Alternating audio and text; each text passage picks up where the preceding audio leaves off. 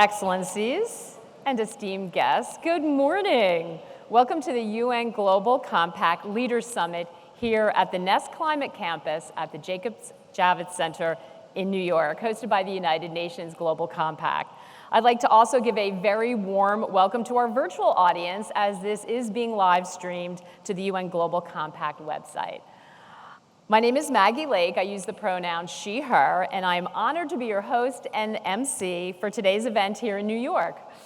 I'd like to acknowledge the land we are on today to be the ancestral homeland of the Lenape, who were violently displaced as a result of European settler colonialism over the course of 400 years. The Lenape are a diasporic people that remain closely connected to this land and are its rightful stewards. We also recognize that New York City has one of the largest Native American urban indigenous populations in the United States. Before we get started, please allow me to share a few housekeeping notes. These are important. For those in the room, the Wi-Fi connection is Leader Summit and the password forward faster. There are restrooms outside the doors to my right. They're also in the concourse, but they are set right through those doors, which we encourage you to use. We have some amazing speakers lined up today, so we want you to engage and continue the conversation on social media. You can use the hashtag GCLeaderSummit or the hashtag ForwardFaster2030. Please make sure that you've downloaded the event app. There's a lot of useful information about what's happening today and where you need to be, as well as the timings of the sessions. There's a QR code in the middle of each table on that little centerpiece. You can scan that and download the app. During today's event, there will be Q&A as well as live polling. There's a link to Slido in the app. But we also will be displaying a QR code on the screen for you to participate. It's important to note that there is going to be a different QR code depending on the room you're in. So as you move around, make sure to either scan or look in Slido for the live polling and questions for that event that you'll be in. All right, let's kick things off, give you a chance to download and participate in a poll right now. If you can, if you haven't already downloaded the app, you can do it. I'm going to give you a little buffer time here. What aspects of the summit are you most excited for today? What aspects are you most excited for today? Now, this is the first time in 4 years, if you can believe it, that the Leader Summit is back in person. And I don't know about you, but I am incredibly excited to see all of you here together. It's going to be a fantastic day. There's an amazing program set up. Today, we aim to inspire and challenge organizations to set measurable, credible, and ambitious targets aligned with 5 action areas: gender equality, living wage, climate change, water stewardship, and SDG-aligned finance and investment, where the private sector is best positioned to advance the 2030 agenda and drive progress toward all 17 SDGs. To forge ahead, we must go beyond business as usual toward the transformational change needed to achieve the global goals by 2030 and pave the way for a new global economy envisioned by the UN Secretary General's Our Common Agenda. Now, I love it. One of the main words popping up in our word cloud, as you can see, is networking. I think we're all happy to be back together in person and having a chance to do this. And the rain stopped. And there's no traffic. No, there's still traffic, but the rain stopped. All right, throughout the day today, we will be calling on companies to take bold and ambitious action to accelerate progress on the SDGs. Before I invite our opening speaker, I want to invite you to watch a short film introducing a new initiative by the UN Global Compact that will guide companies on where to make the biggest and fastest impact for 2030.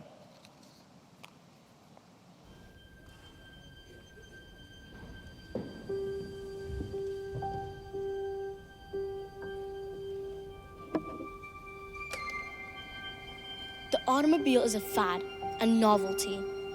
Horses are here to stay. I think there's a world market for maybe 5 computers.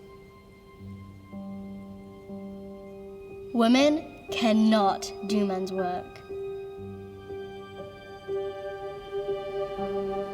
Sustainability is important, but we have more urgent issues. History has taught us that the leaders who succeed are the ones who meet the needs of the future by moving forward. To achieve the Sustainable Development Goals by 2030, we need forward thinkers.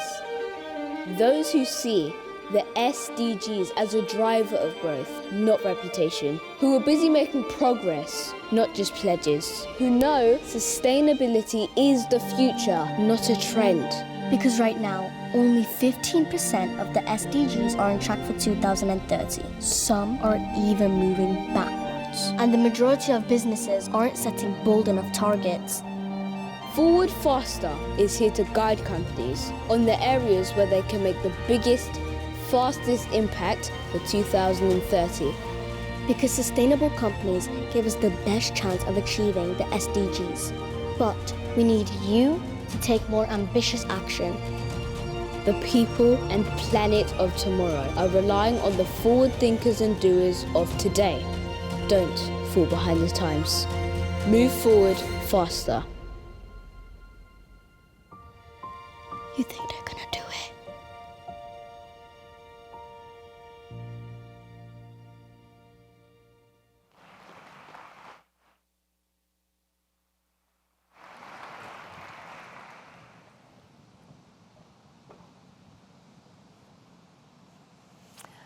All right, to kick off the event, I would like to give the floor to Sanda Ojiambo, Assistant Secretary General, CEO, and Executive Director of the UN Global Compact. Let's give her a warm welcome.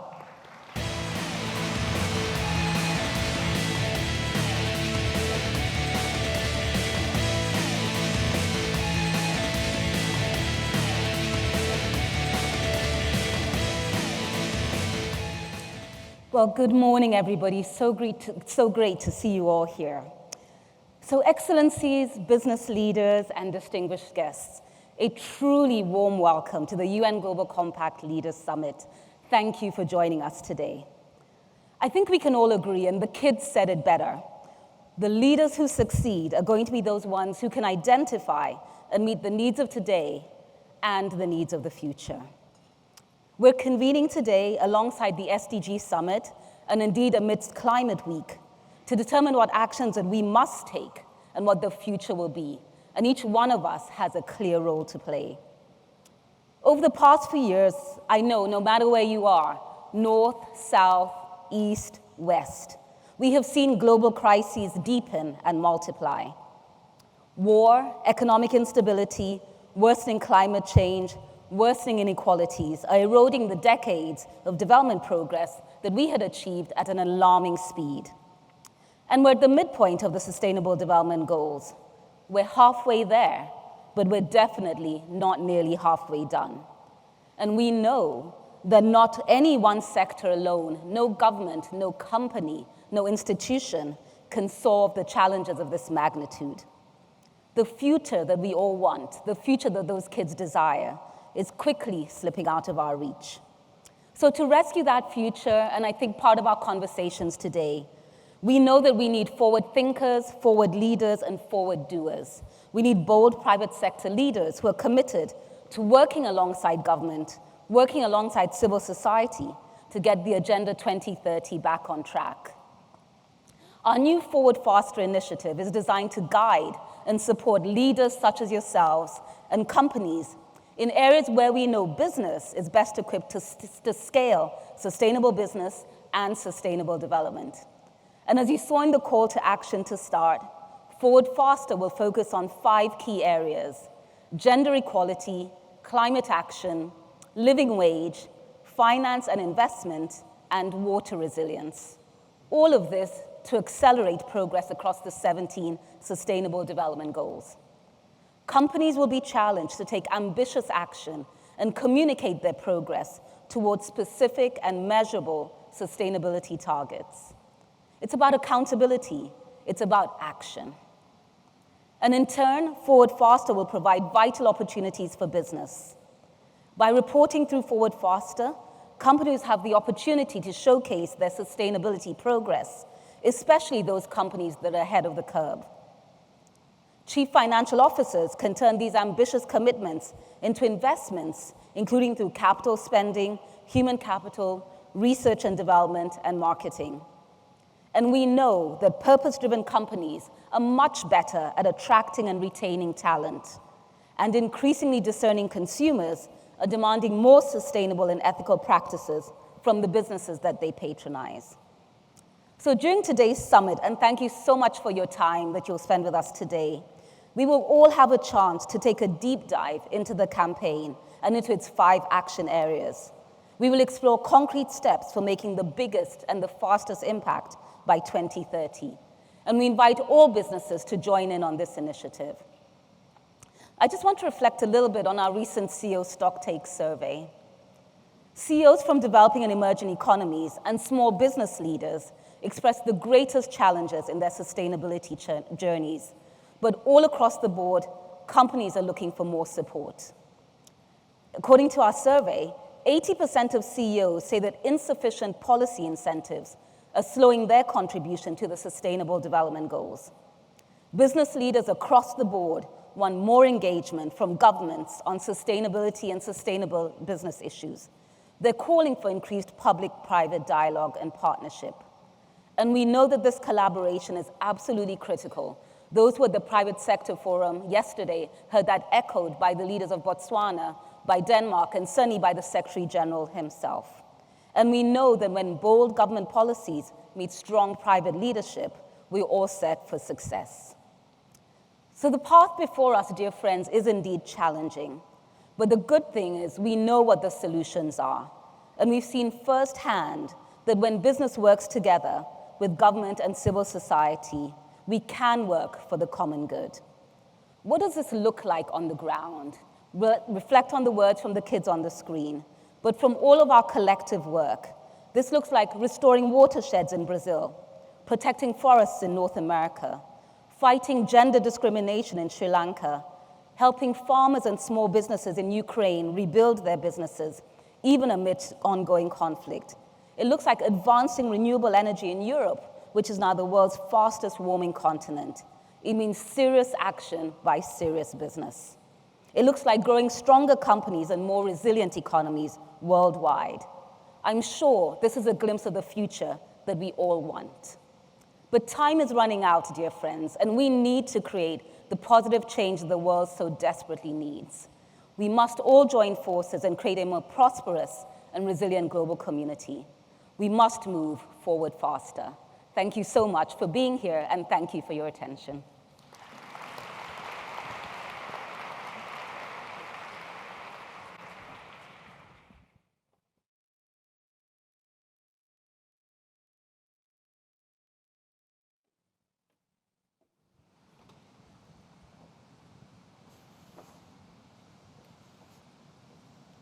I love when Sonda kicks us off. Thank you so much for those opening remarks, and let's lean into that spirit of collaboration and partnership that Sonda talked about. And with networking being top of mind for everyone, I think we're in a really good position to do that today.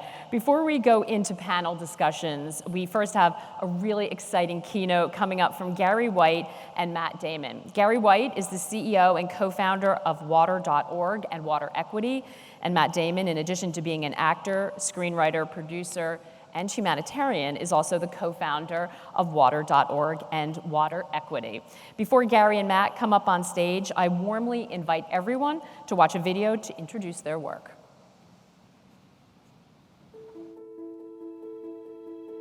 For some people, getting water is as easy as turning on the faucet. But for millions of others, it is a daily struggle that dominates their lives. This is the global water crisis, and it is the most urgent social challenge of our time. I'm Matt Damon, co-founder of Water.org and Water Equity. We've made it our mission to empower people in need with sustainable access to safe water and sanitation at home. We can't solve other global challenges without investing in water. Water is the best investment the world can make to empower women, fight climate change, improve health, and end poverty. Right now, millions of people are paying high prices for water from vendors or collecting water from unsafe natural sources. Both options cost families in time, money, opportunities, and health. What if they didn't have to? What if they could get access to the funds needed to give their families a long-term safe water solution at home and a private place to go? They can. Water.org breaks down the financial barriers between people living in poverty and the safe water and toilet they need to survive and thrive. Our solutions are smart, simple, and sustainable. We work with our in-country financial partners to add loans for water and sanitation solutions to their portfolios. These partners then mobilize funds from capital markets to provide affordable loans to people in need of water. People living in poverty use these loans for solutions such as taps, toilets, storage tanks, or piped connections in their homes. Repaid loans create the opportunity for another family to finance the solutions they need, fast and affordably. This solution is scalable. It changes more lives, faster, and more efficiently. Millions stand ready to change their families' lives through this proven, powerful approach, and you can make it happen. Now is the time to invest in water. For people, for progress, and for possibility. The future of families around the world depends on it. Join us to ensure water and sanitation for all.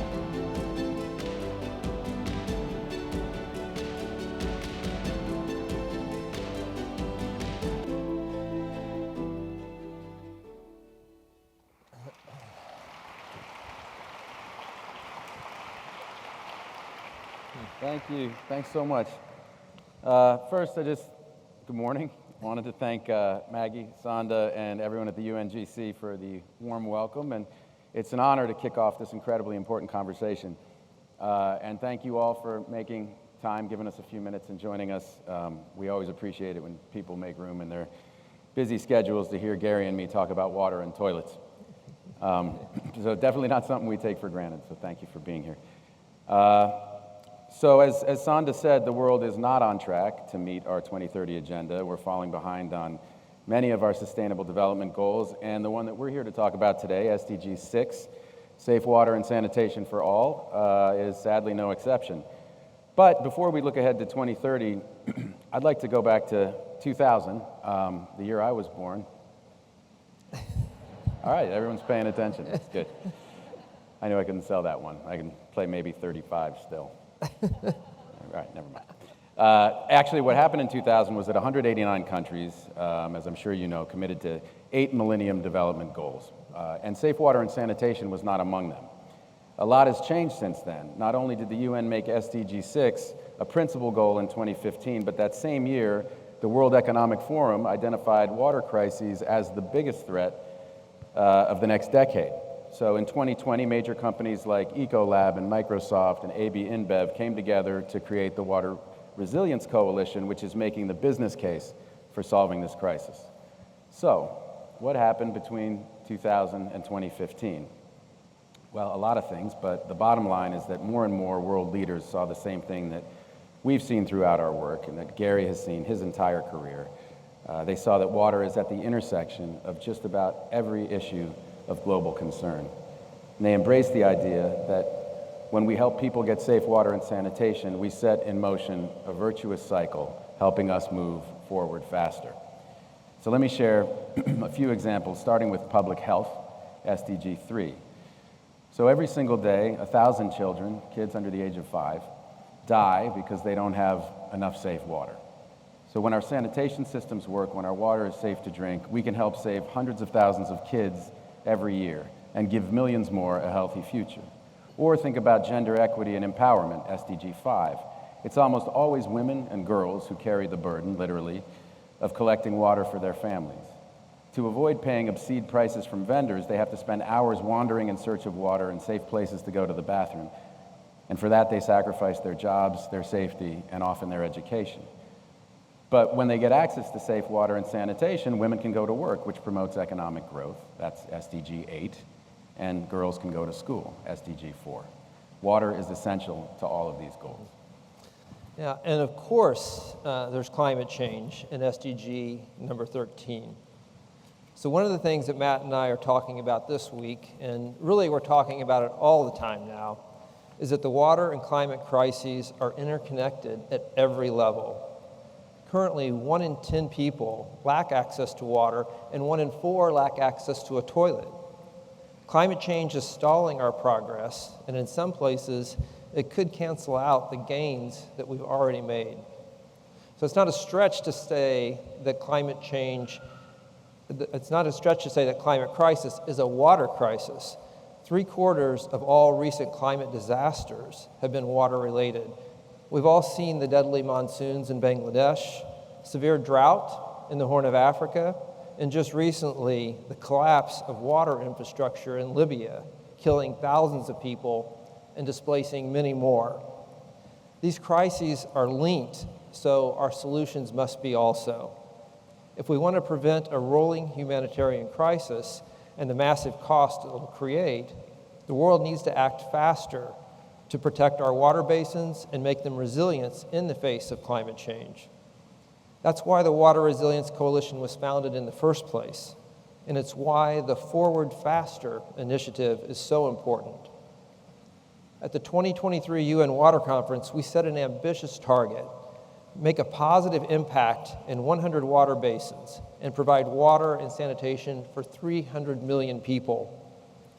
Our organizations, Water.org and Water Equity, are working towards that goal, and we're on track to reach more than 100 million of those 300 million, which is a lot of people. So how are we going to reach them all? Well, it starts by recognizing that ending the water crisis is, at its core, really a funding problem. Lack of financing is the key barrier preventing individuals from securing safe water or sanitation. It's the key obstacle to creating the infrastructure that can deliver it. But what Matt and I have seen at the individual level and household level is that microloans have flipped the equation. Millions of people have been willing and able to take out affordable loans to pay for water and sanitation solutions in their homes. We spent years working directly with financial institutions abroad to get them to establish robust water and sanitation micro-lending programs, building out a market through philanthropy and investment to provide access to capital for people in need. Microloans help people in poverty, especially women, fund their water projects themselves, which gives them the tools to shape their own future, their family's future, and the future of their communities. And then, because this helps them save and to earn, they pay these loans back over time at a rate of 98%.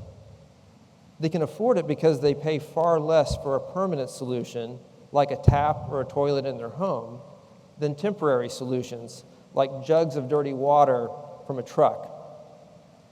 It turns out that investing in the future costs a lot less than just coping with the present.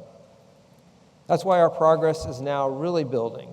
We've launched 4 impact investment funds since 2016, and we've raised $350 million in investment capital, including balance sheet investments that align companies' ESG goals with competitive financial returns. Given the scale of the crisis, we recognize that SDG budgets and philanthropic capital alone weren't going to cut it. We needed businesses to get on board, and they have, in a big way. Our partnerships with major corporations and investors are making an incredible impact. And just to give you one kind of human level example, there's a woman named Amina who lives in Dar es Salaam who I met recently. Every day, Amina used to walk more than 4 miles to carry water for herself and her 4 young kids. When she learned she could take out a loan to get water and toilet at her home, she jumped at the chance. She started with a simple borehole that connected her to safe water and paid off the loan by selling the extra water to some of her neighbors. Now today, instead of carrying water for survival, Amina provides water to 100 customers in her community. So thanks to one woman's initiative and the community partners who supported her, many girls will finally get an education because they are no longer carrying water. Many women will finally get to earn a living. More parents can give their kids a bath with safe water, and more kids can drink water that won't make them sick. All right. Thank you for whipping the crowd into a frenzy. No, Gary, your turn. Yeah. So Gary's done the heavy lifting here. It's my job to close us out. The thing I want to leave you with today is that this is the most important thing. The water crisis is solvable, and not hopefully, eventually, theoretically solvable. It is solvable, actually solvable in our own time. And we know how to do this. We have the technology we need: pipes, water taps, toilets, water treatment systems. Ultimately, it's not that complicated. In many places, the pipes are already running right under the communities that need access. We just have to connect the people to the system. And where new systems need to be built, local providers know how to do that too. And with financing and a little help, they can do it more efficiently with less waste and fewer emissions than ever before. All solvable problems.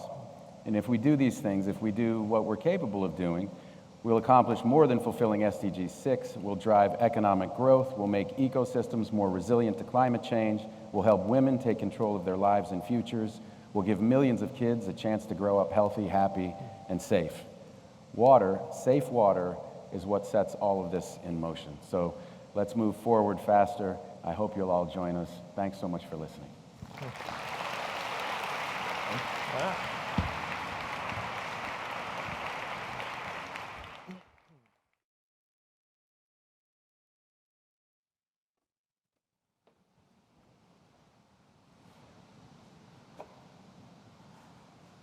I hope you all found that as inspiring as I did. Matt's message that this is solvable and scalable is one that we are going to be hitting on again and again today, and a really important message to take from the event out to constituents as we move through this week at UNGA. Thank you both, Gary and Matt, for your work and for kicking things off. Now, coming up next, we have a session where we will discuss the Business Stock Take Survey results. This survey was conducted by the UN Global Compact, UNDESA, the International Organization of Employers, International Chamber of Commerce, and Accenture to review private sector progress toward the delivery of the SDGs. Sue Alchurch, the Chief of Outreach and Engagement at the UN Global Compact, will first present the findings before our panelists will join her on stage to discuss the findings and to identify key actions needed to get back on track. The floor is yours, Sue.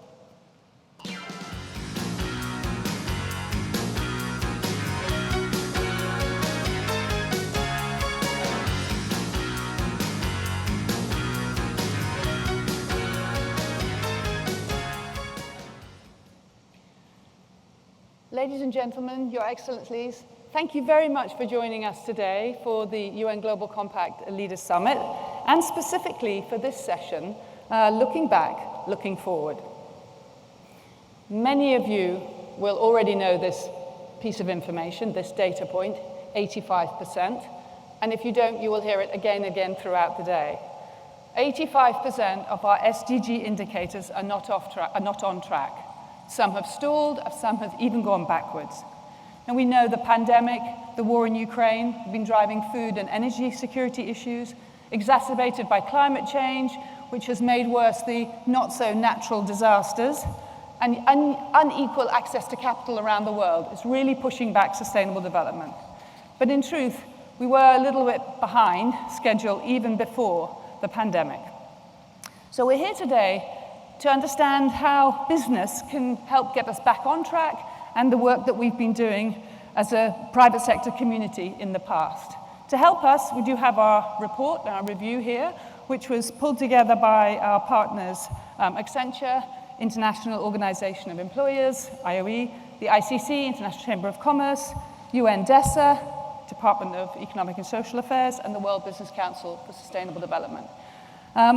This review covers a survey from answers from many of yourselves, but also lots of publicly available information to help us understand how we've been making progress and more that we could do going forward. In totality, what you'll see is the private sector is still very committed to the Sustainable Development Goals. 96% of business leaders surveyed believe that the private sector play an enormous role in delivering the goals. Now, remembering that these are companies who've answered our survey and therefore inclined to support, but nonetheless, there is a lot of good information here. 79%, 78% have identified at least one business case to help deliver a sustainable development goal and have launched or changed a product or service to help us to deliver. So the question is, with all this activity and support, why are we so far off?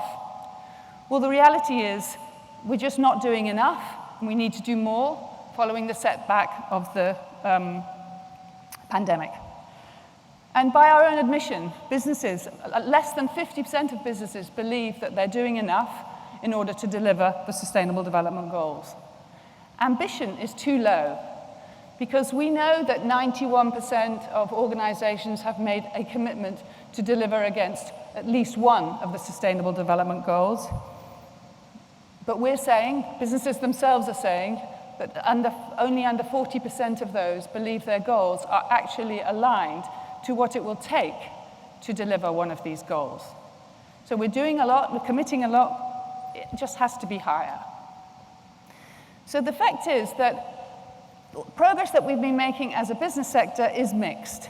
First of all, we have contributed enormously and positively to economic progress, creating jobs, building skills, innovating, investing in infrastructure. But on the whole, that has come at an unsustainable cost on water, as we've just heard, waste, climate, and nature as a whole. And also, our impact on human goals is mixed. Poverty, health, hunger, rather a mixed bag, but gender and equalities is definitely not positive. And of course, we know businesses can make a huge impact. As an innovator and driver, think of all the things that human beings have been able to do. If we can innovate, we set our mind to this, we can make progress. As an employer, as a job creator, as a driver of growth, as a skill builder, and also, as we'll talk about later, a policy influencer.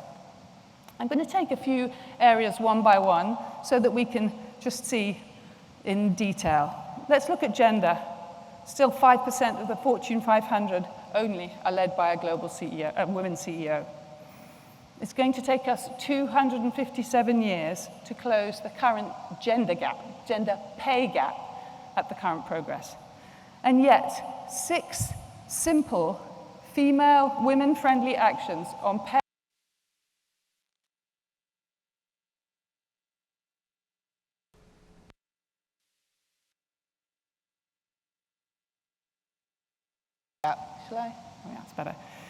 could close 2/3 of that pay gap by 2030. So a focus on that could make a significant progress. Let's look at decent work. Currently, 1/3 of our workers are earning less than they need to afford a decent standard of living. And we could lift 26 million of those by collective action for a living wage across mining, agriculture, fishing, forestry, and manufacturing. So a focus on that could make a huge step forward. We've heard a lot about water resilience. And it's interesting, of the CDP respondents, only 12% of those have a pollution-related goal. And we know that we could raise 133 billion cubic meters if we could just save 20% of the wasted water in the 5 most water-withdrawing countries. So with a focused effort, we could make significant progress. And not to forget climate action, something that we're all very familiar with. We know that about 30% of companies have a net zero goal of some sort, but not all are credible, ratified by the Science Based Targets Initiative, and necessarily aligned to the pathway of warming the planet by 1.5 degrees and no more. And yet, we could create nearly 400 million jobs if we could transfer our economies to a nature-positive economy. And finally, finance, something that's very important to delivering all of this. Recently, in 2022, for the first time, we saw a drop in the mentions of SDGs in company earnings presentations. which is crazy.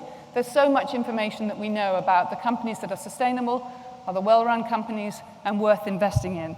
I mean, just recently, MSCI World Financial Index has shown us over a 5-year annualized shareholder return, 36% for the most sustainable companies in their index versus 5% on average. So, it is for all of this reason that we have launched the Forward Faster campaign or initiative. We would like and ask companies to sign up to action that will really help meet these credible targets to help us to deliver the Sustainable Development Goals. As Sander mentioned, they will be in gender, climate action, living wage, water stewardship, and sustainable finance and investment. We will track the progress until 2030, and we will provide resources, support, and help to make these happen.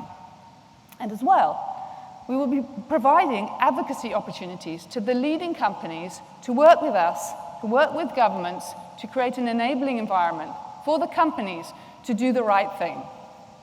And on this last point, I'd just like to make one more point.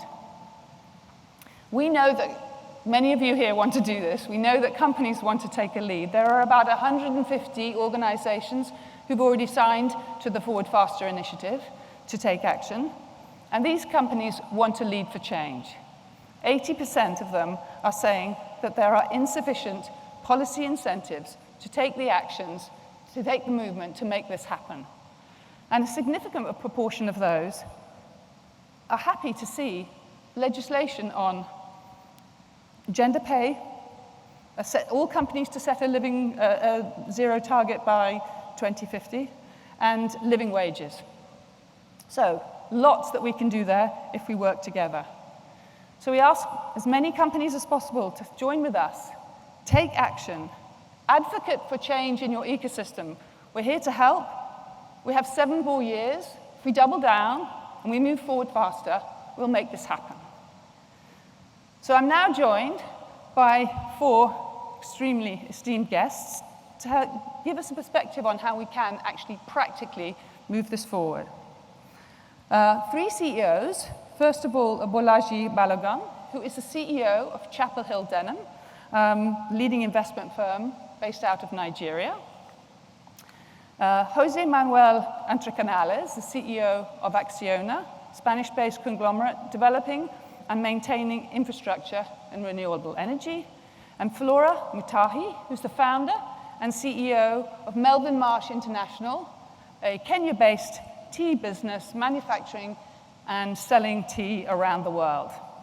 These CEOs have all committed their businesses to targets on the Forward Faster, and will be able to work with us and explain today how they're doing it. We're also joined by Her Excellency Ms. Reem Al Hashimi, who is the UAE Minister of State for International Cooperation. She's also the CEO of the Dubai Expo City, and soon to be hosting you, many of you, at the forthcoming COP28. Welcome, everyone. Thank you.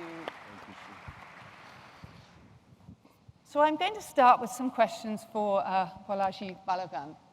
Bolaji, you saw on these slides the Brits would say interesting data to show that we're seeing less comments about sustainability or the SDGs in company earnings presentations. So I'd just like to have your perspective as a company that invests in companies, provides investment. Why might that be? And what sort of things CEOs and corporations ought to be considering in their company earnings presentations? Fantastic. Firstly, thank you very much, Sue, for asking me to join this panel this morning. I do think that, one of the responsibilities that we all have as leaders in this space is really how we ensure that we simplify a lot of the issues around sustainability. I think ultimately the key message that we must get across to everyone is that sustainability is good for business, it's good for the long term, and it's good for the future. I do think that across the board, one of the things we must do in a variety of countries is actually to make it a requirement of accounting standards boards that every single company is reporting on their sustainability obligations and all of the contributions they're making in terms of the rapid attainment of the SDGs. But I think the most important thing we must recognize is that businesses, governments, even multilateral development finance agencies all raise capital. And I therefore think that one of the biggest opportunities we have is to engage with the global investment industry, really around how the global investment industry can ensure, first and foremost, that they are investing in the rapid attainment of the SDGs, and in particular that they're focused on those regions which are being left behind, such as Africa. Yep. We spend a lot of time focused on multilateral development finance organizations, but if you and I think of all of the ODA last year, it was a peak year in overseas development assistance, and we're talking about less than 0.3 trillion. The global asset management industry at the end of last year manages over $120 trillion. Just directionally pointing 1% of that towards the rapid attainment of the SDGs, and in those regions that are being left behind, like Africa, can change the course of their history over the next 7 years. Yeah, that's impressive. And can you see possibilities for innovative financing for companies, corporations working together to be able to deliver against these challenges? Absolutely. I think first and foremost, the recognition is that there are 4 or 5 areas in which we have to accelerate investments. Investments need to be accelerated into infrastructure.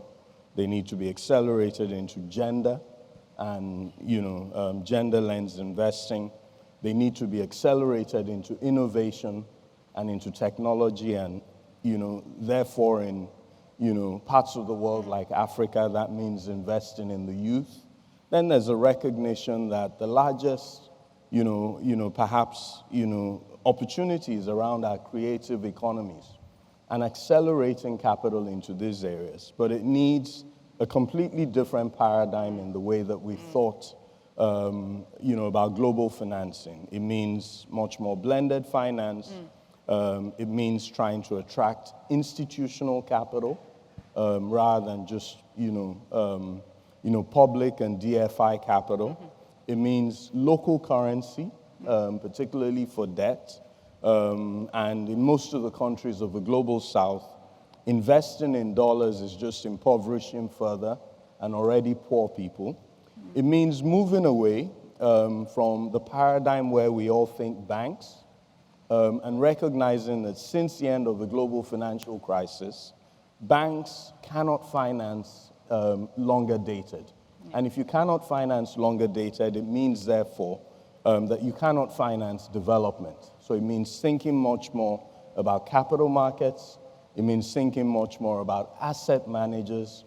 And the capital markets have an incredible way of bringing about great transparency and shining the bright lights, on everything that happens through them. And I think this can be really, really pivotal over the next 5 to 7 years. Well, that's great, and that's encouraging. If we can really focus and get that moving, then we can have a profound impact. And I'd like to now move to Jose Intercanales, because I know that your organization has used innovative and blended investment to make progress. So Acciona, your organization, you've signed up to all of the 5 targets, which is impressive.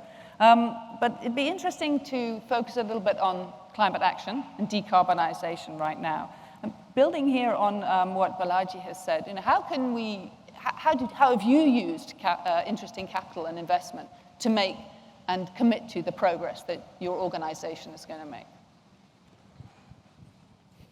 I somehow knew you were going to ask this question, and I've been thinking about it for quite a while. How did it really come to life? How did it happen? We're an old company. We're about a 100-year-old company that's transformed over the past 30 years into sustainability. We were before the SDGs, focusing on the SDGs on its former version, the Millennium Development Goals, and something that many people here won't even know because they're too young, good for them, for knowing that predecessor of the SDGs. And the whole concept was, what is there here that is going to be a global challenge and therefore a global demand? There's going to be water. There's going to be absolutely energy, renewable energy. There's going to be food production. There's going to be big cities. How do we manage huge conurbations around the world? There's going to be transport, which is part of the city's problem. All of these issues, which were to some extent close to us because of our heritage of a civil infrastructure company, we decided that back in the early 90s that that was going to be the great opportunity and at the same time the great contribution, and that there was never going to be a shortage of demand for our products, so long as our products were being delivered in the right way and for the right purposes. So it's a very kind of circular, nice, morally satisfactory, but business satisfactory, hugely good for attracting human capital, youngsters, all sorts of surprises over the past 30 years of success in the type of model. At the end of the day, when the SDGs came along, it was kind of putting in black and white what we'd been doing for years. So SDG 6, SDG 7, all those that have to do with infrastructure, water, energy, cities, transport, all of those SDGs were clearly our definition of our basic objectives. To the extent that we are compliant with taxonomy, with European taxonomy by 99%, a company that's in 15 sectors, 99% compliant. And to the extent, as an example, that we have a campus in our main, in Madrid, where we are based, which each of the buildings, the water building, the energy building, the infrastructure buildings, they're named under the numbers of the SDGs. So it's 6, 7, 9, 11. So that's very cool. Anyway, so yes, it's a fantastic coincidence of purpose and destination, and successful one, very successful one. Now, my great objective, and I'm worried that I'm a little too old maybe to see it, but my great satisfaction in life, in my professional life, would be to see that a new sector, companies that are exclusively dedicated at solving SDG problems, exclusively focused on that, not necessarily all, but a few exclusively dedicated to that, companies that we could call sustainability companies as opposed to telecommunications company or finance companies, which all contribute. That's a good idea. Sustainability companies could be created, and they would be seen as that. That, I think, was where we are. There are a number of other companies, not many in the world that actually do that, but maybe I'm lucky enough and see it in the next few years. Thank you. And I'm going to pass over to Reem Al-Hashimi, because I know you've actually worked a lot with Acciona in creating the Dubai Expo. And you have a very unique experience, because being a Minister for State in the government, but also having been through this whole creating of essentially a sustainable city, I'd love to hear your perspective on getting the whole ecosystem to work together to make significant change. It's a unique experience, and it will help all of us think about how we can make progress going forward. Thank you. Thank you very much, Sue, and to the panelists, but also to everybody who's here this morning. It's great to be here. You probably heard of Expo 2020, which happened a couple of years ago. It was 10 years in the making, and the biggest challenge we had at that point was how do we transform a 6-month event into a city of the future that we don't yet understand the parameters of.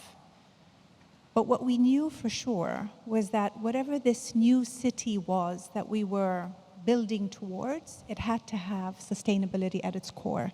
And not only as a token title. It needed to truly live and breathe and become that city that will embrace not only businesses, but also civil society, also operationally, also how it was designed, and then eventually how we delivered against it.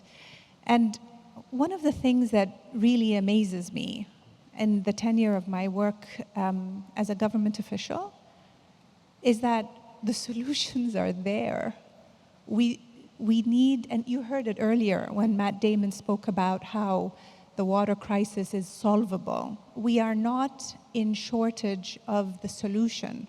What we are in dire shortage of is enough will and momentum to galvanize the critical mass that can really catapult us into living those solutions. And so we feel that an ecosystem also can't be a token word, right? It needs to be regulatory, and it needs to be operational, and it needs to cover the financial part, and it needs to be an all-in society, an all-in value chain answer to how new cities of the future are going to live. And if we focus on people and planet, which is sort of a program we had at Expo 2020 a few years ago, then we actually will be able to deliver against it and create different other ecosystems in other parts of the world that can learn from each other and grow stronger. Maybe I'd use your tagline, progress or move forward in a lot of a faster manner. But Sue, it's quite possible. Yeah. We are a little bit disappointed. Well, not a little bit. We're quite disappointed when we see that only 15% of SDGs are met.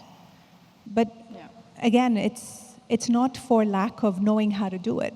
It's just lack of enough momentum and galvanization around it. So we're dedicating Expo City Dubai to focusing on becoming one of the many centers of gravity that keeps our eye on the ball on what really does matter. And we know that government alone won't do it, private sector alone won't do it, unless it's really multi-stakeholdership and unless it really is fully committed to serving the planet and the people who live on this planet, then we're not going to be able to make it. Thank you, Reem. And Flora, I'm interested to hear from you because Melbourne March is committed to very clearly the gender targets, and I know that's something you're very passionate about. So I'd love to hear from you about how an organization can make those changes. We hear a lot that the gender pay gap is one thing, but representation is more difficult. So practically speaking, how are you making it happen, and what would you reach out and call to others to be able to do? Thank you very much, and Jambo, which is a greeting that we have in our country. And allow me to begin by saying, when women lead, great things happen. So we have a gender inequality in my organization, but it is 65 women and only 35 female. But unfortunately, and this is against, an industry average. In our country, it's 40% female, and according to the World Economic Forum, it's 30% female in manufacturing. So somebody would then wonder, why then did we choose this? And we chose this because we see there's so much more to do. Exactly what you're seeing, the numbers show it. And what better way to do it? I've run this company for 27 years. So what better way to do it than to actually, make it happen? So again, like I say, when women lead, great things happen. We're able to see it. So we approach it from two ways. Internally, I sort of have my eye on the ball, and I do make sure that when we spot talent in women, we're able to bring it out. But unfortunately, allow me to mention that sometimes it is us. We suffer imposter syndrome. Women are very good technically, but when you're asked, I want somebody to lead this project, you'll tend to find the woman steps back. So what we do is, we'll call it out, and we're able then to voice that within the organization to make sure that that doesn't happen. The second way that we actually support this is I began a program called Women in Manufacturing, because there are not many women in manufacturing. I think typically way less than men. And again, as you get higher up the corporate ladder, it's way less. And what we do is a coaching, mentorship, capacity building. And what we sit down with women and have a conversation around all the tenets, whether it's finance and marketing and etc. So we don't do it in a very big way. I think from 2020, we began it during COVID period. We've done about 100. We've met about 100 women in manufacturing. And this was a critical time during COVID when a lot of their businesses started getting shut down. Their business models were closed. So then they came up and they said, what do we do? How do we do this? And the importance of keeping women, what women don't understand is a lot of them do manufacturing.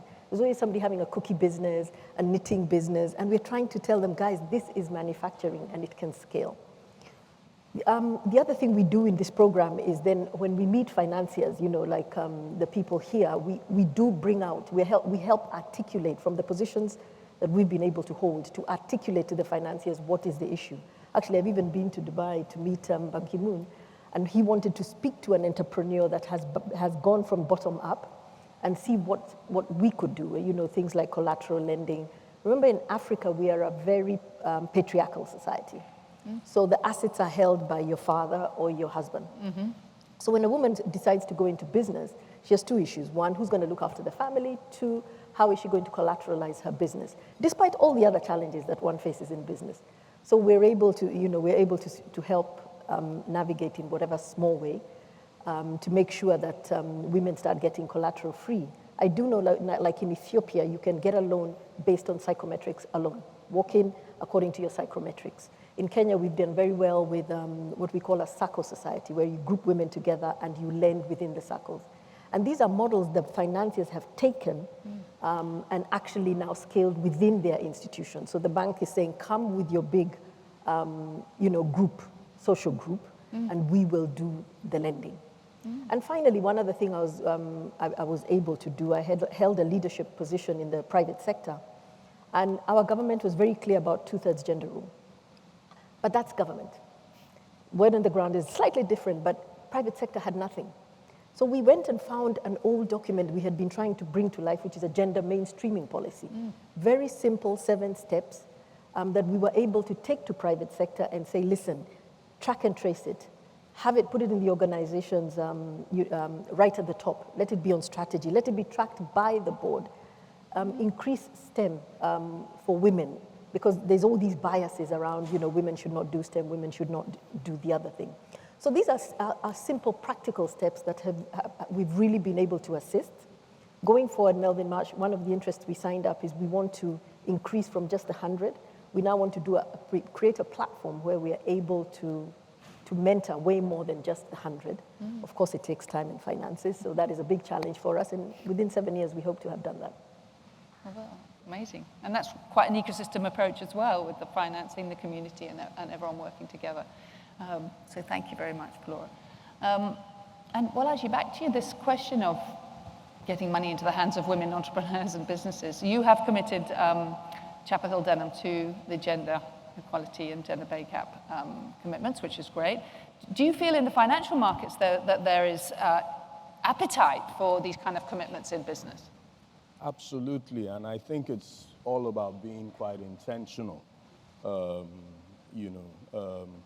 around, gender lens investment.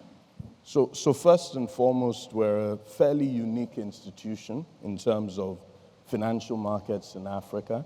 From day one of the firm, and this is an 18-year-old firm now, we've always been predominantly female in employment, so building those pathways. There have been only 7 months in our 18-year history where we have had less than 50% women in senior management. And it's a big KPI for our colleagues, in human capital. But what we do more than that is actually to put our money where our mouth is. About 3-4 years ago, we set up a gender investing platform in Nigeria called SME.ng with a partner. And what have we done with SME.ng? We realized that finance was important. So it has funds for women, including some capital for below the pyramid women. But more importantly, we recognize that money and capital was not the only problem. And we've created Nigeria's first female-only accelerator. She works here. And she works here since it's been in inception. Has trained somewhere around 1,700 female entrepreneurs in Nigeria. We're very fortunate, we funded it entirely ourselves until about a year ago, where the USADF provided a grant to support the work that we do there. But when you look at all the anecdotal as well as all the documented evidence, what is pretty clear is that firstly, women are, much better credits. I'll tell you another story which is quite important. Just under 2 years ago, we led an IPO for MTN Nigeria, which is Nigeria's largest listed company, and MTN is one of the largest companies on the continent. And we decided to build an application to run that IPO digitally. And the results were very, very interesting. 73% of the investors were women.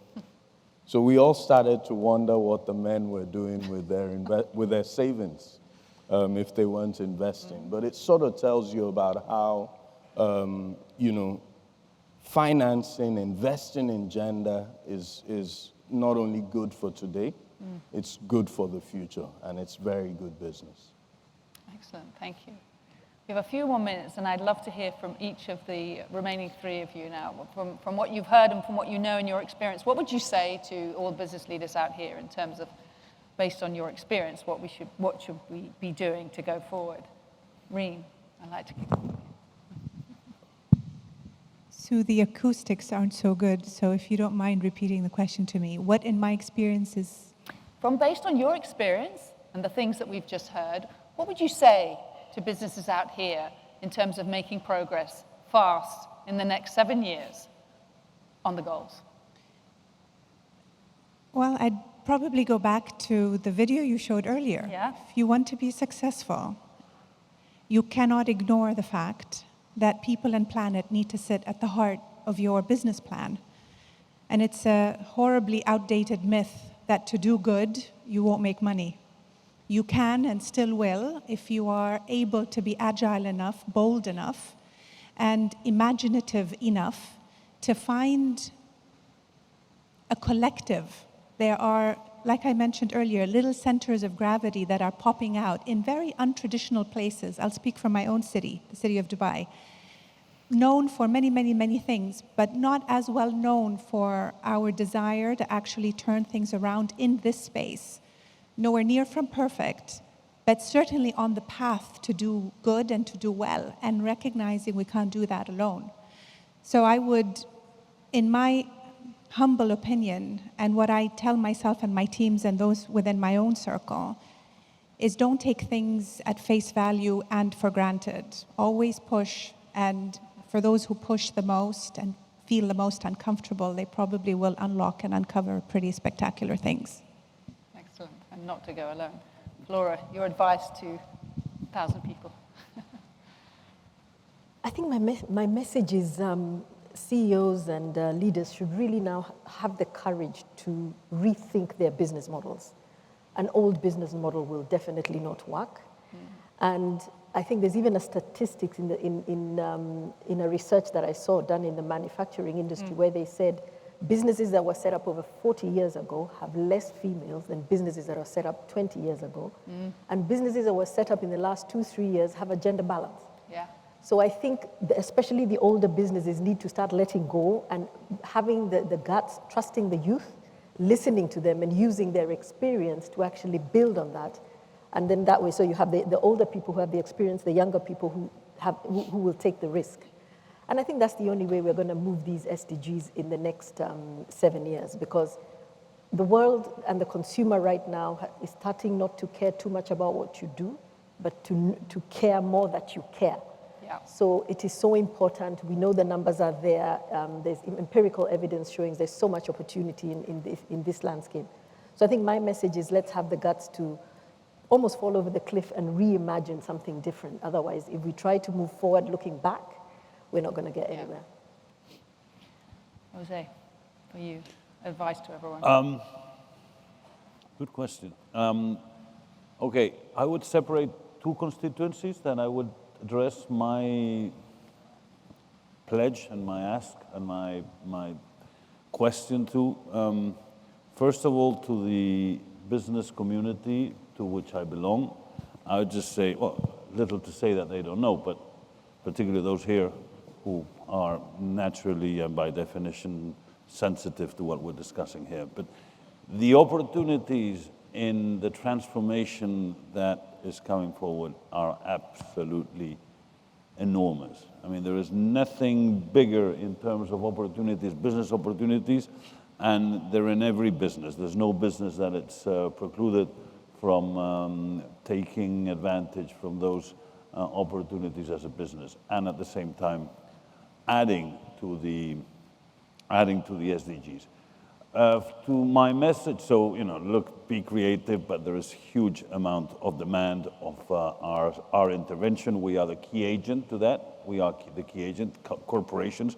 So the whole policy world is going to have to channel it through us. Yeah.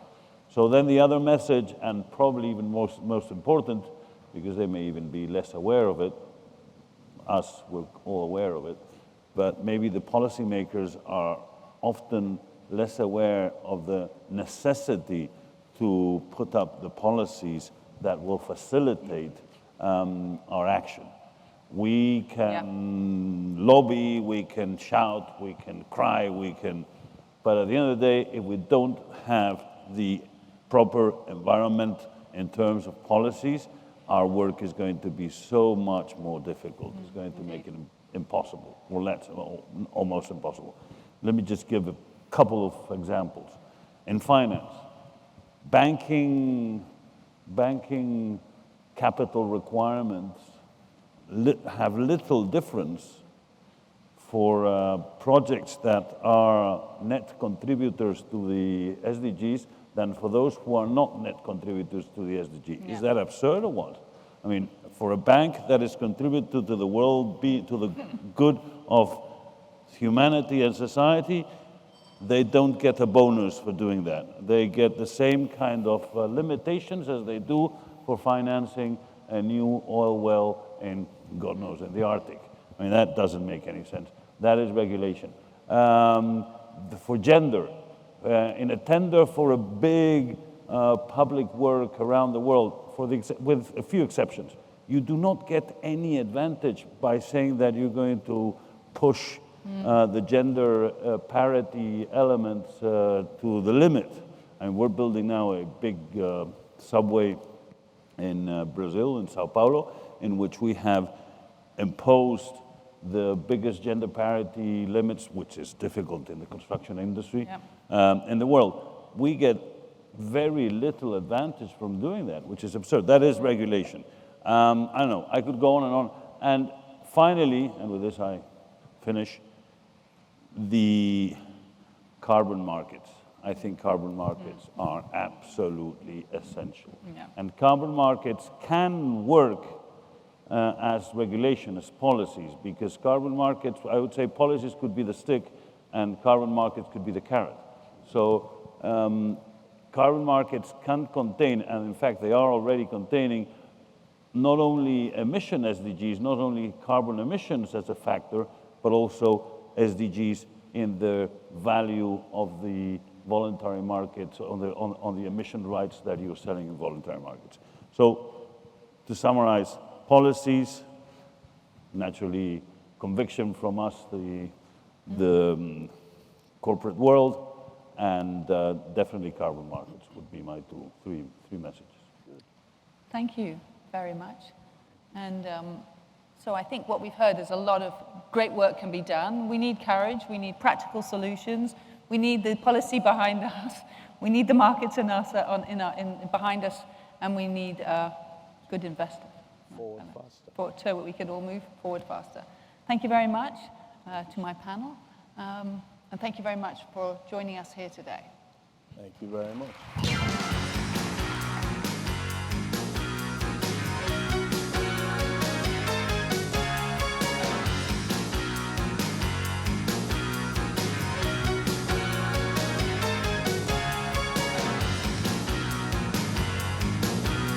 Thank you, Sue, and to the panel for leading that discussion. Some really inspiring, encouraging words about having the courage to rethink and reimagine business models. And I think a little teaser of a lot of the discussions that will happen this afternoon in terms of policy and capital alignment that's needed. We are all aware that we are living in a time of converging crises: climate change, a deadly global pandemic, worsening social and economic inequality, unchecked corruption, and the devastating consequences of the war in Ukraine. This has led to unprecedented disruption and global transformation. The dramatic rise of interlinked global challenges is forcing business leaders to navigate new levels of uncertainty, propelling executives into broader leadership capabilities and capacities, both by business necessity and by rising societal expectations of their role and impact. In this next session, business leaders across executive functions will discuss how they're navigating these converging crises. To lead this discussion, I will hand it over to Salome Zerabeshvili, the co-chair of the UN Global Compact Global Network Council and executive director of Global Compact Network, Georgia.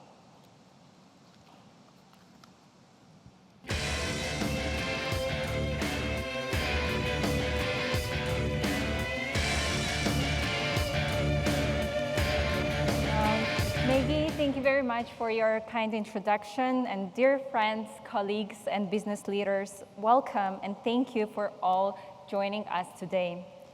The world is facing once-in-a-generation set of crises, including escalating conflicts, economic instability, food and energy shortages, worsening climate change, and rising inequality. I have a question for the audience. You come from different regions and countries from all over the world. How many of you and your business operations have been affected by natural disasters? Can you please raise your hands? It's dark, but I'm sure I can still see it. Good. How many have you been affected by a pandemic? Quite a lot of hands.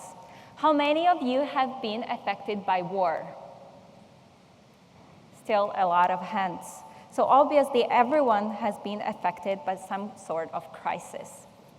This year's UN Global Compact Executive Study reflects the gravity of these challenges.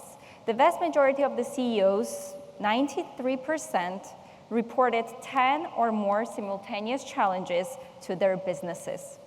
Of course, this creates a more complex and rapidly shifting corporate sustainability landscape and increases a trend of greater corporate activism.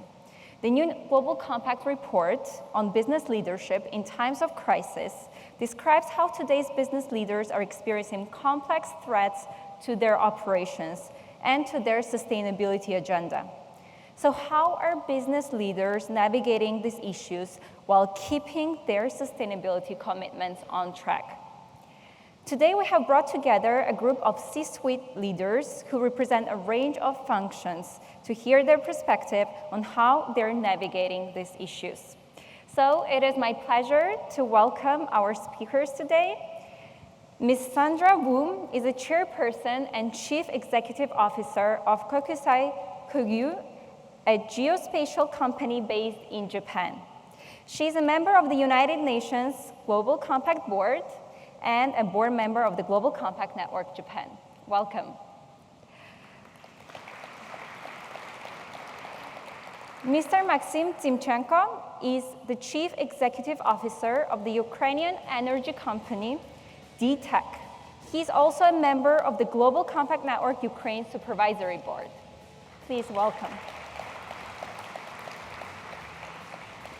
Ms. Eunice Hitt is Chief Sustainability Officer at CRH, an Ireland-based building materials company. She's also a director of the Global Compact Network USA Board.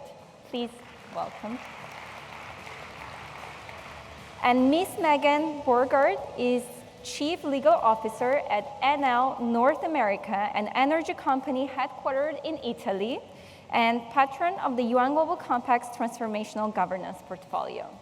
Thank you very much to all of you for being here with us today. Please take a seat.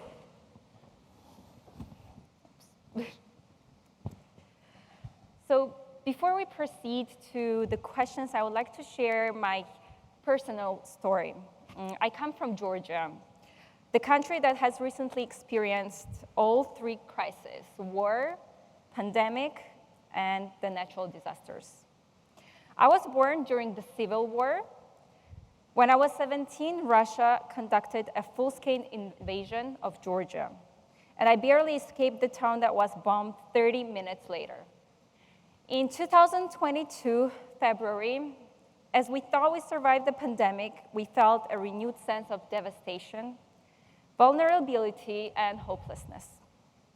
The private sector in my country was one of the first ones to respond and mobilize resources for Ukraine and Ukrainian people. They showed leadership and a good example for other stakeholders to follow the suit. But we were by no means ready for the war, for a pandemic, or for a landslide that happened recently and took lives of innocent people. Thousands have died due to the earthquakes in Turkey and in Morocco. Libya has seen an unprecedented natural disasters. How do companies respond to those crises? So I would like to proceed with this question to you, the panelists. I'm looking forward to hearing from you. We have mentioned a number of crises, from climate to conflict. As leaders in your respective countries and functions, what is your point of view on how you have played a role in addressing these multifaceted challenges? Is there a specific strategy or initiative that exemplifies how your function has responded? Sandra, we can start with you. Yes. Thank you, Solveig, and thank you for sharing your experience and your story, and thank you for having me here today. I do consider my central role as CEO is to keep my eye on the ball or the bigger picture. As a CEO, I deal with multiple daily challenges and issues, and I hold the responsibility on our promises to our customers, our shareholders, and our employees. And it is my job to ensure my company not only survive, but thrive, and also to find the opportunity to reach the big pictures. So for example, COVID crisis became an opportunity to set up our SBT targets.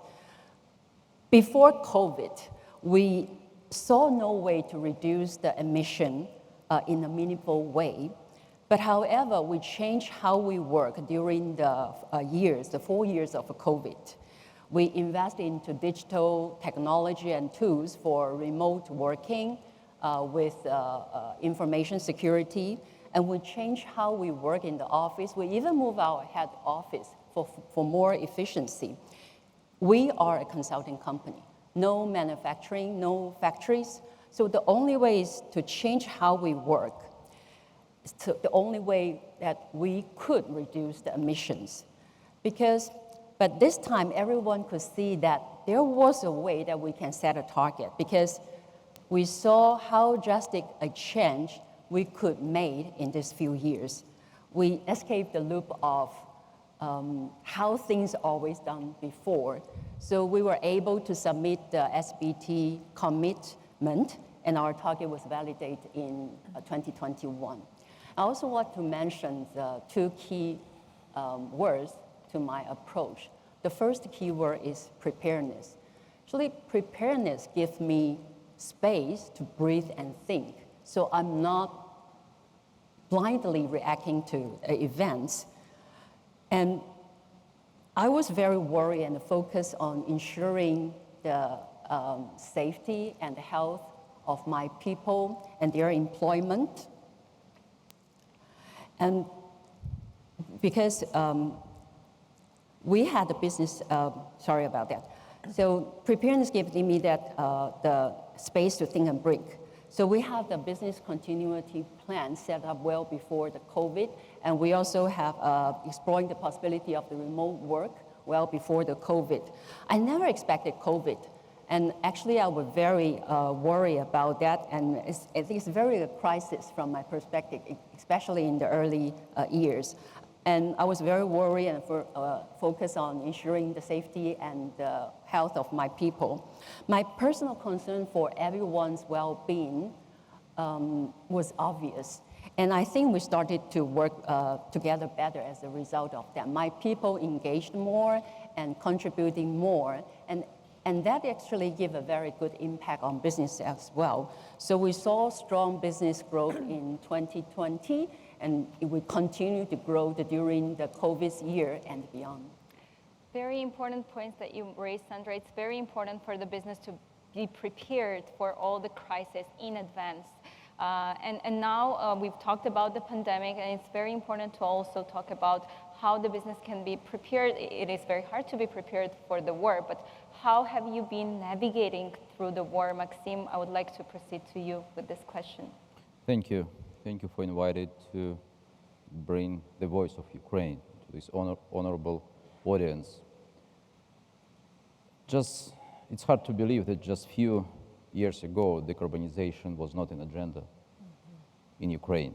And we're quite proud that we were the first company brought this to discussion in our country. But we're much more proud that this discussion was not curtailed in February 22, when full-scale invasion of Russia started. Today we are fighting. We are fighting for our people, we are fighting for our country, and we are fighting for our future. Future of democratic, free, and clean world. Fossil-free, without dirty Russian energy. Of course, every day we have to restore power supply because of massive shellings of our power stations and transmission lines. But we are building future, and we are proud that during the war we built 114 megawatt wind farm without any foreign contractors, without any equipment which could be brought to the site from outside of Ukraine, with the missiles flying above our heads, and half of the time we spend in bomb shelters. But we're proud that we brought this project into life during the war and bring this as an example for other companies, that even during the war, we can do it. Even during the war, you can start developing projects, you can start thinking about investments in Ukraine, and by this kind of preparation, you support us in this war. You help us to win this war. And you support the whole world because you start realizing huge potential of Ukraine to become, as President Zelensky said, green energy hub for Europe. Today, hundreds of gigawatts of solar and wind energy can be built in Ukraine, not only making us one of the countries fossil-free country, where in generation mix we have only nuclear and renewables, but also become one of the major supply of clean energy to Europe. Again, to replace dirty Russian energy. And I think that this is our contribution to free and decarbonized world. Thank you very much for this contribution. Energy security is one of the main issues nowadays. And also it's very impressive to see how your company has been still navigating through this crisis and accomplishing and striving towards achieving the SDGs through the transition to the renewable energy. Thank you for this. Eunice, we are going to proceed with you. How the building materials company has been navigating through the crisis? Yeah, thank you so much, Salome, and it's truly a pleasure to be here. At CRH, we try to really look at things from a positive perspective with the issues or challenges that we've been talking about, and we really look at these challenges, for example, like climate change, as both a challenge, but also an opportunity for us to lead in our sector.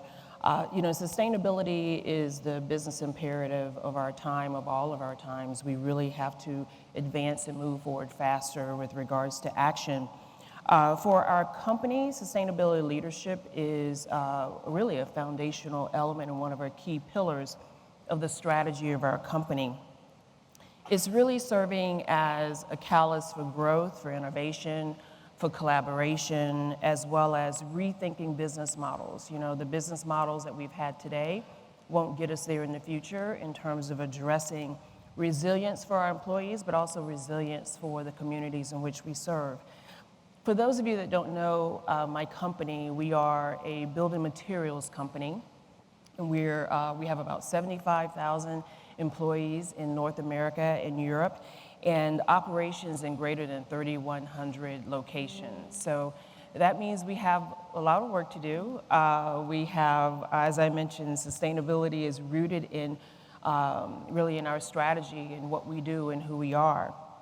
But it also means that as we address those 3,100 locations, we are focused on supporting the local communities as it pertains to talent development, as well as upskilling the talent and upskilling the local community and support there, as well as operational excellence for business resilience for our company and for our shareholders.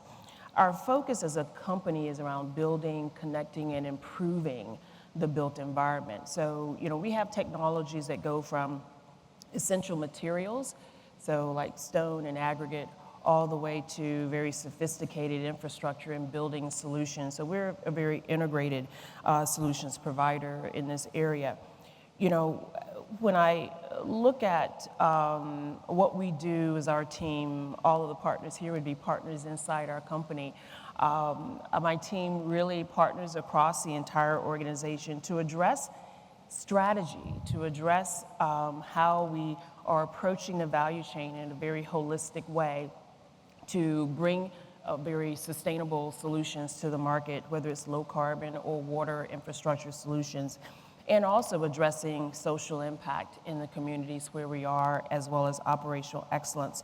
So, our people really are essential to delivery on the commitments in which we have for CRH, and they are SBTI certified. We have a commitment to be net zero by 2050, but we also have a 30% absolute reduction by 2030. And so there are a lot of projects that we have to do to decarbonize, as well as to address circular solutions, as well as water and infrastructure and biodiversity. They're all interlinked, and it really takes our people in order for us to do that. So our talent development is critical. I'll just end my comments with the geopolitical situation in Ukraine. So I really appreciate your comments, Maxim. We have 800 employees that are in Ukraine. And when the war broke out, we took action to make sure our people were safe, and then to support humanitarian efforts there in the region. So we partnered with UNICEF. They have these Blue Dot Centers, and the Blue Dot Centers really enable for the families as they're making their journey to have the right information as they are going to safe locations. The Blue Dot Centers also enable a safe place for children to play and to be children. And really that's the heart of everything that we're focused on, right? When we think about the 3-year-old today, they will be 20, in 2050, they'll be 30. And the next generation is expecting us to move faster, to move forward, and to move forward with collaboration in mind. Thank you, Eunice. Very important points that you raised on building the social resilience. The company cannot be resilient if the society is not resilient. So thank you for this insightful and also your experience through navigating the war. That was also very interesting. Now going to Megan, it's very important. We talked about the energy security and renewable energy is our future. How Enel has been navigating through this crisis and moving forward faster. Thank you, Salome, and thank you for having me here today. At Enel, one of our core values has always been sustainability and fighting climate change, which was already a crisis by the time some of these other crises came along, including pandemic and the war in the Ukraine, which complicates our ability to focus on our initial core value, but we can't lose sight of it, and we need to continue to push in order to make sure that we can make a change and that we can get closer to the 2030 agenda that we've been talking about here today. I love the use of the word resilience because I think as the other panelists have pointed out, Enel has also been very resilient in pivoting its strategies in order to adjust when we have moments of global crisis like we have been having. And that requires close collaboration, not only with our internal stakeholders, our employees and our investors, but also with our entire value chain. So working with those folks across the globe in order to make sure that we continue to deliver safe and sustainable power to all of our customers. In my specific function, which is legal, one of our main goals is to make sure that we are incorporating and integrating rules and compliance and global corporate governance to make sure that our values are reflected throughout our company's strategy and that we make sure that we're maintaining with our investors an eye on that in order to move forward. And I'm proud of where we've come so far. I think there's still a tremendous amount of work to do in this area. But I think, again, keeping our eye on the prize and working to make sure that those who are affected by these crises stay in our focus is how we get there. Thank you very much, Megan. Very important points raised, especially on the governance and the importance of integration of those standards into the policies. As well as you mentioned the partnerships as Eunice did, which is very important to have a multi-stakeholder partnerships across the sectors. Otherwise, we won't be able to achieve the goals that we want to achieve. We have been hearing about these risks to business now that span from environmental, economic, social, and political issues, and then these risks are interrelated. This calls for an integrated approach to sustainability leadership, working across functions and teams. So that leads me to my next question. In your experience, are sustainability strategies integrated across functions and teams? Why and how? Megan started already around that, so can we proceed with you with this question? Sure. I mean, as I said already, I think in our company, and especially in the legal function, we touch every department in the company. So making sure, again, that Enel's strategy of incorporating sustainability into everything that we do, we are uniquely positioned to touch each one of those areas. I also think working with organizations such as the UN and specifically on the Transformational Governance Committee, which has launched a legal leadership initiative, we can work with partners from across the globe in order to make sure that we continue this initiative and that companies that maybe don't already have this built into their DNA are able to take advantage of best practices and see what's already worked in different parts of the world and in different industries so that they can use those going forward. I think from a legal standpoint, again, integrating ESG functions, working with sustainability functions, we really need to partner in order to take us to the next level so that we can meet the goals and meet the agendas. Everyone needs to be involved, and we need to work together. Eunice. Well, you're going to hear the same thing from me that Megan just said. You know, it's about ensuring that the internal organization has alignment. They understand, and sometimes it has to be in very simple terms in terms of what have we committed to, what are the actions that are required. So the corporate sustainability team partners with there's sustainability leaders within CRH at the regional level, at the functional level, and many of our operating companies as well. So we have about 200 operating companies. So it's a very large network in which we ensure and focus on the business strategy is aligned with, the challenges that we face, but really driving opportunity and growth and innovation. But it also starts with the tone at the top, right? So our CEO is very committed to sustainability outcomes and impact, ESG and governance. And so the board, our board is very engaged with regards to where we are, what are the actions and the investments required, and where we're going. So it's about that integration. I keep legal very close to make sure that we are in compliance, but then also to ensure that we are working across the value chains to make sure that we are bringing to the market technologies that will enable our customers and our customers' customers, because we're a B2B kind of company, are able to also address their own sustainability goals and targets. So that internal alignment is in partnership and collaboration is critical. Thank you, and it is impressive. One thing is to align with your team members across the regions, across the countries, and then to also work with the supply chain. So it's a huge work and very impressive to hear what you're doing with it. Maxime, to you with the same question. How do you... Even today, during the war, our companies, as many other Ukrainian companies, thinking about future and do revision of strategies, business strategies developed before war started. And in our case, we put sustainable goals and decarbonization at core of our strategy through all business lines we develop. And of course, for us, extremely important to put it in the context of European integration. Today, strategy sector is mostly integrated into the European Union. Again, during the war, we managed to connect our power grid with the European grid. We do a lot in reforms, in market liberalization, in market coupling.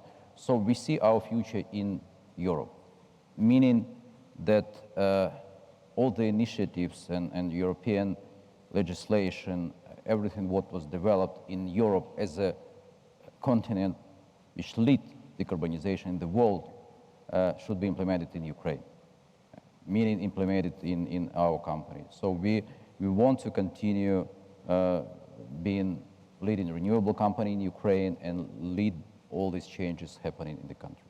Thank you, Maxime. Very important about EU integration, and my country is also going through this process and alignment of the company operations to the EU regulations, the new regulations that have come up, the CSRD and others. So it is very important to also, when you're navigating through the crisis, to also integrate those standards into your operations. So thank you for this.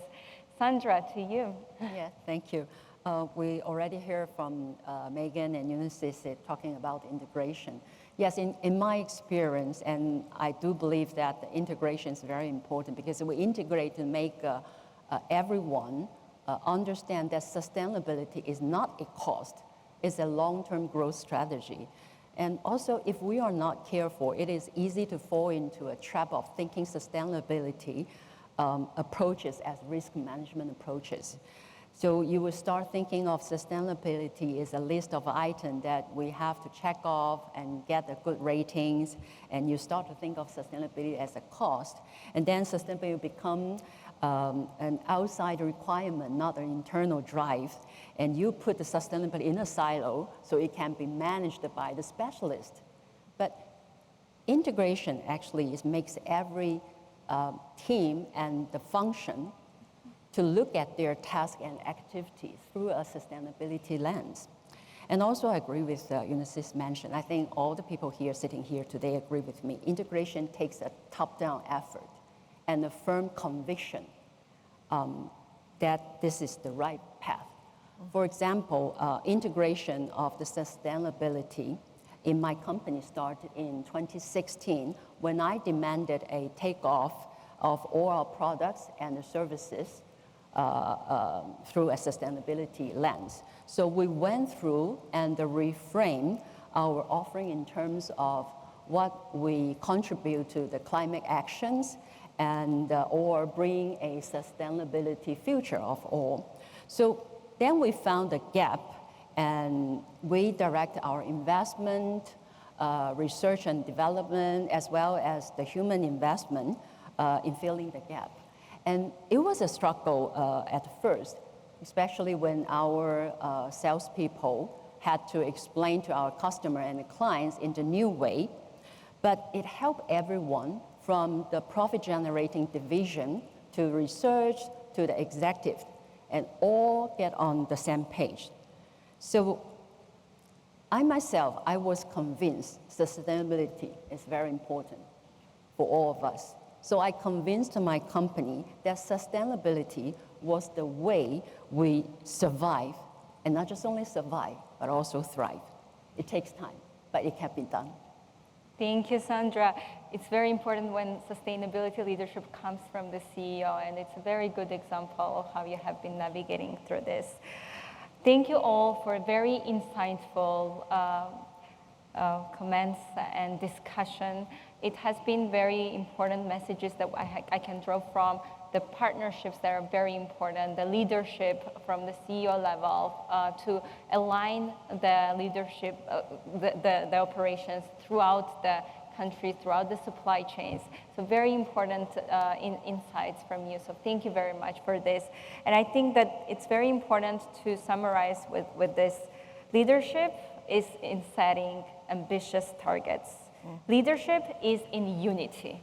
And leadership is in moving faster while leaving no one behind. Thank you once again for participation in the panel.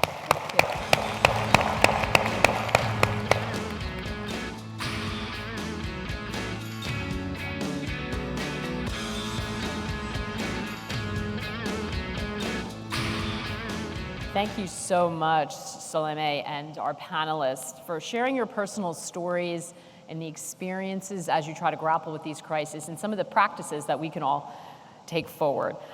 Okay, the next part of the day is going to look a little bit different as we move into breakout sessions. We are going to have a 30-minute break. Sessions will resume at 11:15. There will be one session in this room as well as two other sessions in room 501 and 502, which I believe are down the hallway that way. You'll see which session is where. There'll be signs on the outside of the door. And of course, you can check the app to get the location. And if worse comes to worse, you can ask one of us, and we will be happy to direct you that way. There's a slide of what's coming up next. You can look if you haven't chosen the breakout that you're going to. Right now, this will stay up, and again, the signs will be outside. But I invite everyone to recharge for the next sessions. Let's get that energy back up. There are coffee and refreshments in the concourse foyer. And while you're out there, please do take the opportunity to visit our UN Global Compact teams, the Impact Hub, and the Media Hub. We'll see you at 11:15. Enjoy.